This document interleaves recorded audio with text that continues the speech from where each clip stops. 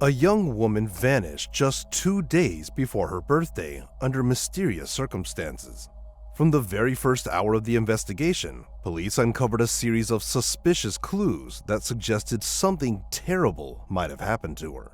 Despite these alarming signs, the investigation dragged on for more than a decade, and it wasn't until 12 years later that the shocking truth finally came to light. The outcome left the entire country outraged, as no one expected anything like this.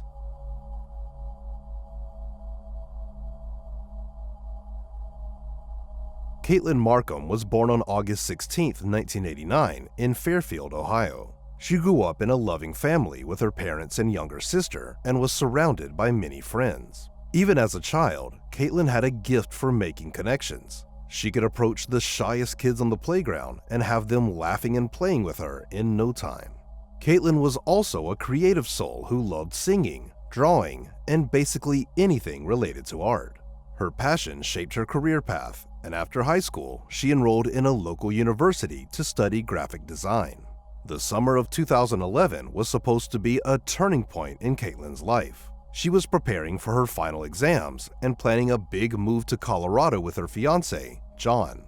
The couple had been together for 6 years and got engaged the year before. They dreamed of starting their life together in a new city and were looking forward to getting married after the move.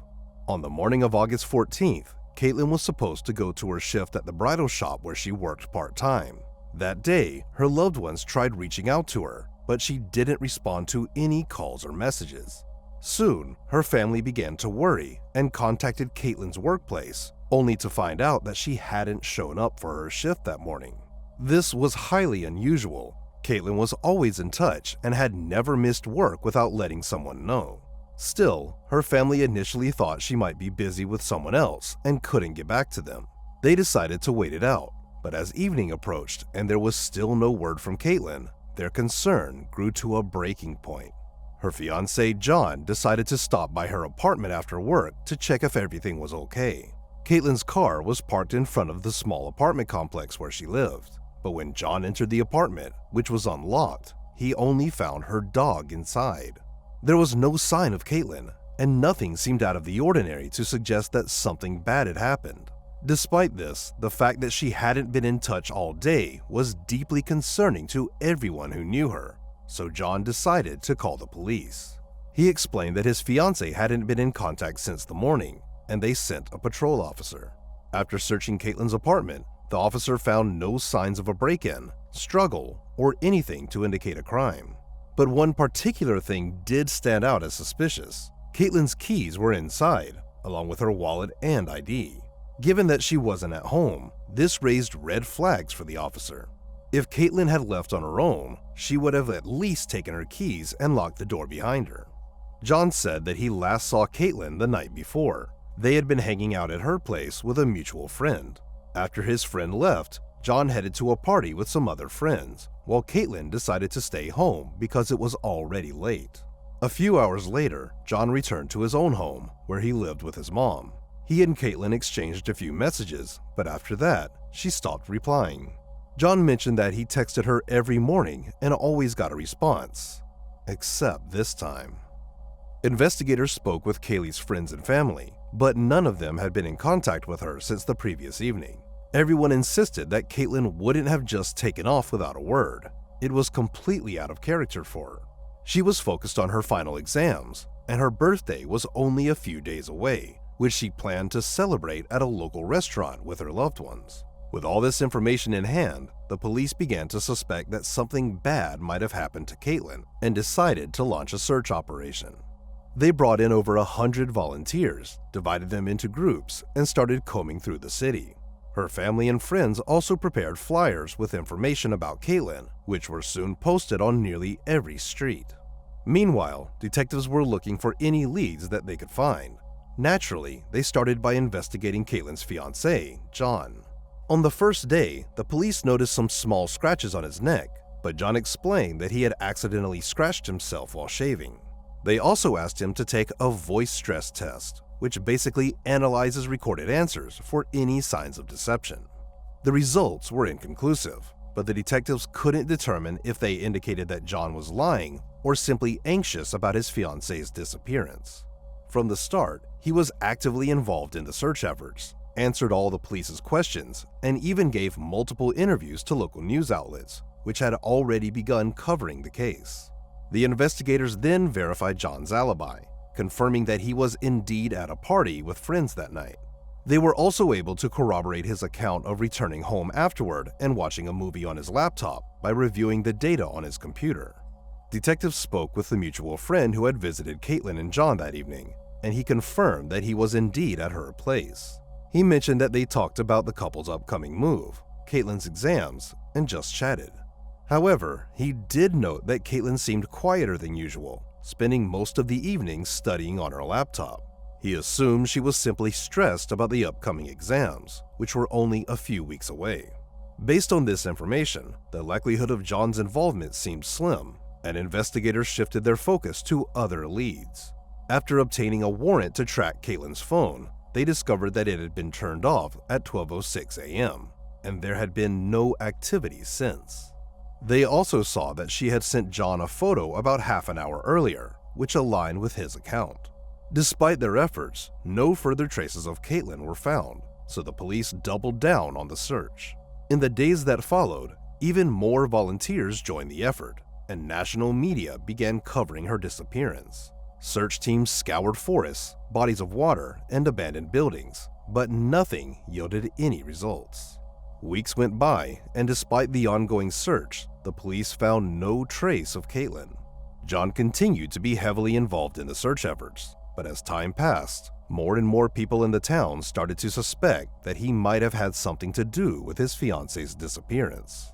Eventually, these rumors reached John himself, and he addressed the accusations, stating that all he wants is to bring Caitlin home and that he didn't have time to focus on such allegations. The investigators also made it clear that they had no solid reasons to suspect John. His alibi checked out. He had allowed them to search his home without a warrant and consistently cooperated with the police on every request, doing everything they'd asked. Still, John admitted that the accusations sometimes frustrated him. Once, while putting up flyers on the street, a woman approached him and started talking about the case. She mentioned that most people thought the boyfriend was probably the one who did it, without realizing she was actually talking to him. The search for Caitlin continued for several months, but eventually the investigators had to call it off. Despite their efforts, they hadn't found a single clue, so the police decided to focus on the investigation and follow up on any new leads. By that time, Caitlin's case had gained national attention, and the detectives had received hundreds of tips. They thoroughly looked into each one, but none brought them any closer to finding the missing young woman. The authorities also kept increasing the reward for information, which reached $50,000 within the first few months. The case remained cold for almost a year, until a rather unexpected twist.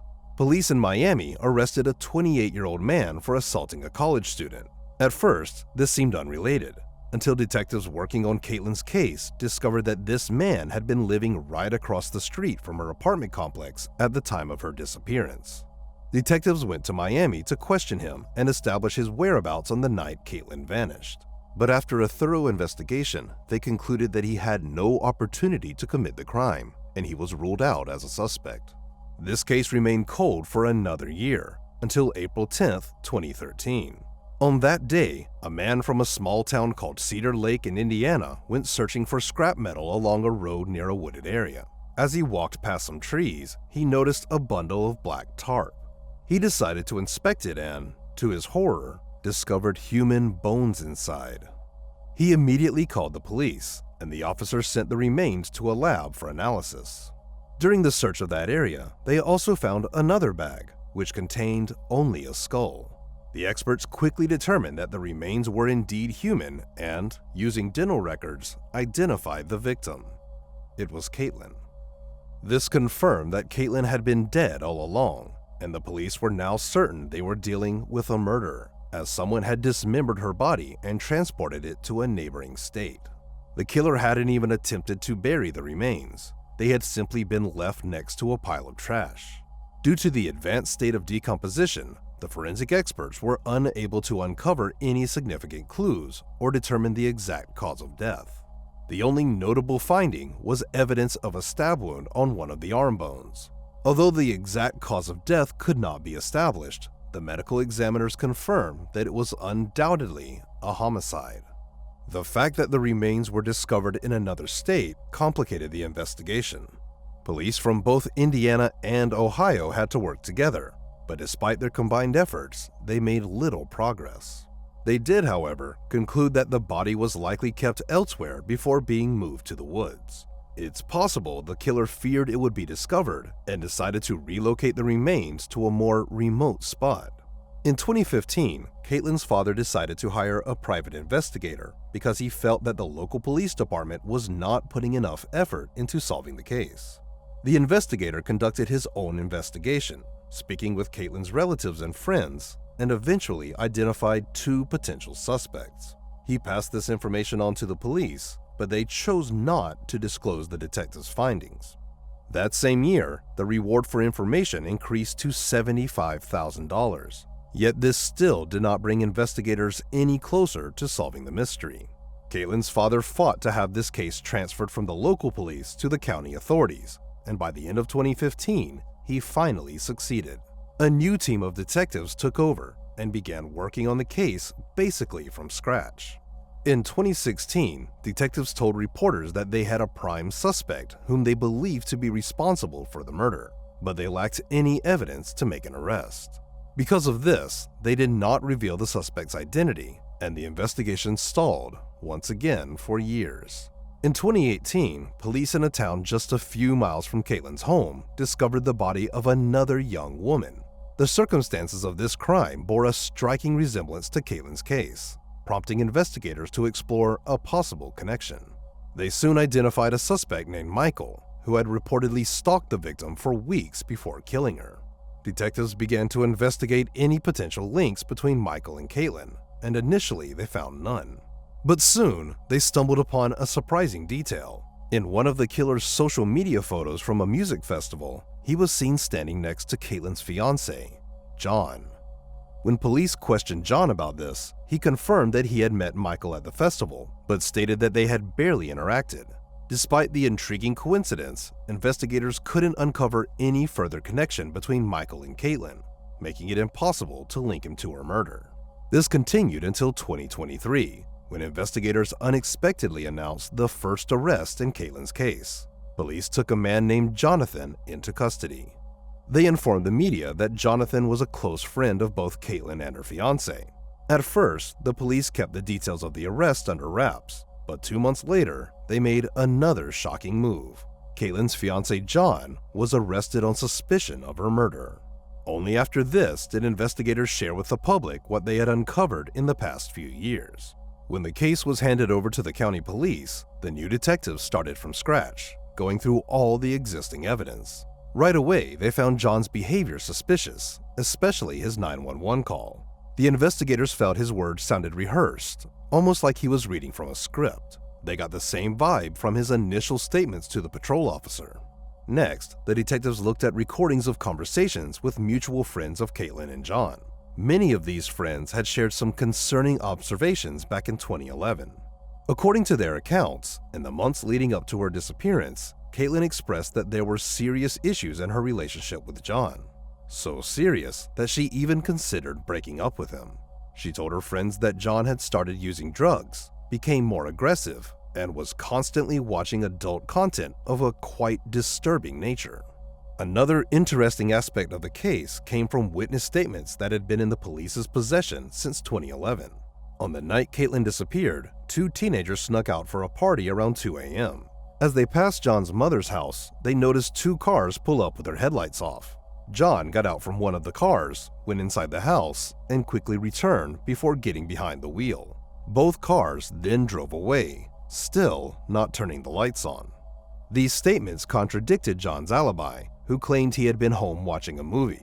But investigators found out that his alibi relied on open tabs on his laptop related to that movie, but there were no concrete proofs confirming he was actually at home watching it. So, it turned out John didn't really have any solid alibi. On the contrary, 2 witnesses had seen him that night under very suspicious circumstances. But that wasn't all. It turned out that on the night Caitlin disappeared, John's phone had been turned off just 2 minutes before Caitlin's and remained inactive for 15 hours. John also deleted several messages he had sent to his fiancée that evening, leaving their content a mystery. Initially, he claimed that Caitlin hadn't responded to his good morning message, but it was later revealed that he never sent such a message at all. Another interesting detail was neighbors' reports about hearing some noise from Caitlin's apartment that night. According to their initial statement, they heard arguing, banging, and then someone quietly repeating the word, "No." John, on the other hand, insisted there was no argument between them, and the original team of investigators, for some reason, didn't find this odd at all. After reviewing all this information, the detectives concluded that John had been the only serious suspect from the start, but they needed more evidence. They re-interviewed Caitlin's friends, which led to a surprising discovery. One female friend revealed that just a few months after Caitlin's disappearance, John confessed he had romantic feelings for her. This revelation shocked her, especially since John had still been participating in the search efforts for his missing fiancée and expressing how much he missed Caitlin. The detectives also re-interviewed all the witnesses and eventually obtained a search warrant for John's mother's house, where he had been living at the time of the murder. There, they discovered a black tarp identical to the one that had covered Caitlin's remains. In his room, the police found several disturbing poems handwritten by John. One poem contained a troubling inner dialogue. "Deep down, I love her. You have to kill her. But I love her. She has to die." The detectives also discovered that John had been quite aggressive toward his new wife. By that time, he had a family and children, and the police found video footage showing him yelling at his wife while holding their young daughter. Finally, the detectives determined that the location where Caitlin's remains were found was all along the route to John's father's farm, a place he visited frequently. This fact confirmed his familiarity with the area. Putting all this information together, the detectives decided to confront John, but he denied any involvement in the murder. When they pointed out all the suspicious details and inconsistencies, he calmly responded that they were merely circumstantial. Unfortunately for investigators, he was right.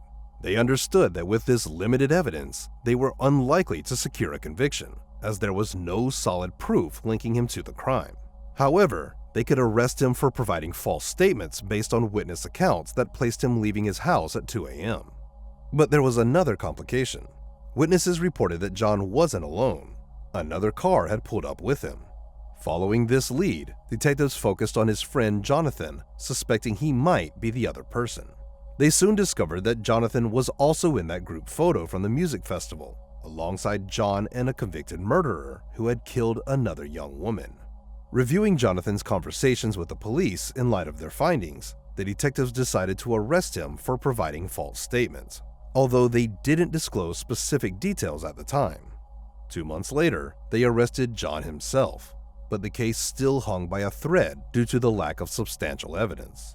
The detectives seemed to hope that Jonathan would give them a confession. At that point, they believed someone had helped the fiancé dispose of the body, and it seemed his friend was involved. But both men continued to deny any connection to the murder, and John posted a $1 million bond, securing his release until the trial. Given all this, the investigators took a desperate step. Realizing that a jury trial would likely lead to John's acquittal, they decided to offer him a deal. The prosecution agreed to reduce the charge of third-degree murder in exchange for a confession, and John accepted the offer. In June 2024, he appeared before a judge and pleaded guilty, but refused to share any details of the incident, as it wasn't required under the terms of the deal. In the end, the judge sentenced him to the maximum possible term for that charge, which in Ohio was only 3 years. This verdict understandably outraged the entire country, but the judge had no power to change it. Had John not accepted the plea deal, he could have easily avoided even that sentence, as there was simply no evidence for first-degree murder charges. As for his friend Jonathan, all charges against him were dropped for the same reasons. It seemed the detectives were unable to find any evidence that he had assisted in disposing of the body. After the sentencing, Caitlin's father expressed that the biggest concern was not knowing the full truth behind his daughter's murder, rather than the actual prison sentence. He admitted that he initially doubted John's guilt, but had gradually shifted toward believing it over the years. He recalled how John had stayed in touch with him and even hugged him at Caitlin's funeral, despite being the one responsible for her death. Shortly after John was placed in prison, his cellmate contacted the police and claimed that John had told him some details about the murder. According to the inmate, there had been an argument between them that night, and John had lost control. He attacked Caitlin and strangled her, then panicked and even thought about calling the police. He also considered staging the scene to make it look like Caitlin had done it herself, but ultimately decided to dispose of her body instead. But the detectives were hesitant to believe this account. They assumed that John might have told this story because it actually aligned with the existing evidence, but whether he was telling the truth was still an open question. The police believed that the murder could have been premeditated rather than an impulsive act of rage.